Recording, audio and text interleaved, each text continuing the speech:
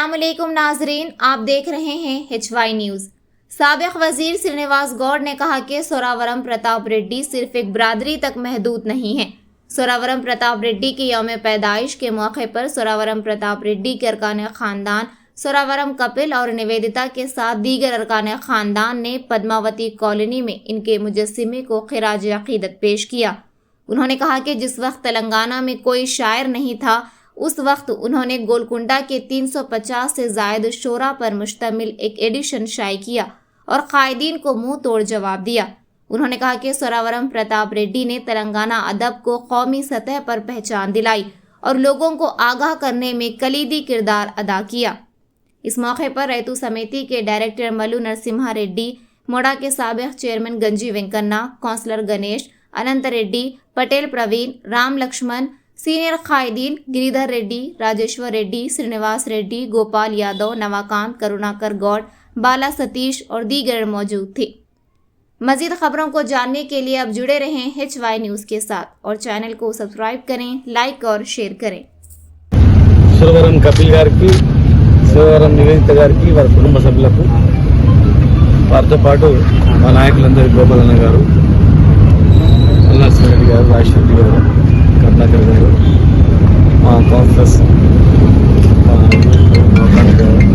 ప్రవీణ్ గారు, మా గంజి వెంకన్న గారు, రా చైర్మన్ మాజీ గణేష్ గారు, అందరికీ ఈరోజు మహబూబ్నగర్ జిల్లాలో పుట్టినటువంటి మహనీయుడు, ఆనాడు కవులే లేరన్నప్పుడు ఎంతోమంది కవులున్నారని ప్రపంచానికి పరిచయం చేసినటువంటి మహనీయుడు, రెడ్డి హాస్టల్లో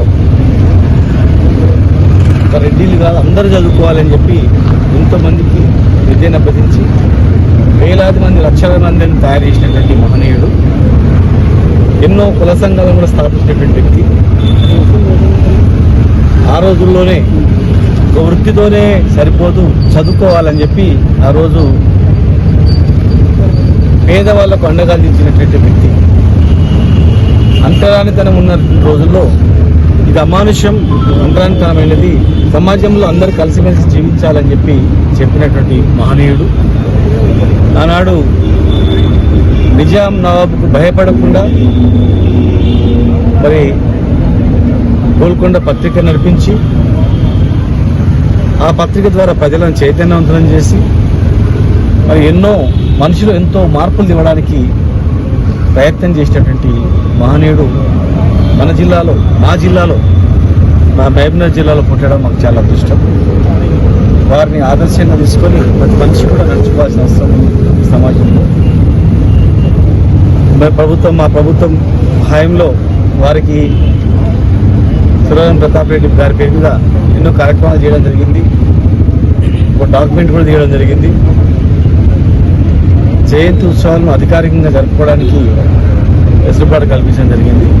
ఇంకా మంచి ప్రాజెక్టు, జిల్లాలో ఒక ప్రాజెక్టు కూడా వారి పేరు పెట్టాలని చెప్పేసి మా ప్రతిపాదన ఉండేది. ఖచ్చితంగా ఈ ప్రభుత్వం కూడా మా జిల్లాలో ఉండేటువంటి మహనీయుడు కనుక ఈ జిల్లాలో మంచి పెద్ద ప్రాజెక్టుకి సోరావరం ప్రాజెక్ట్ అని చెప్పి ఏదైనా పెడితే చిరస్థాయి ఉంటుందని చెప్పి మీ ద్వారా రిక్వెస్ట్ చేస్తున్నాను.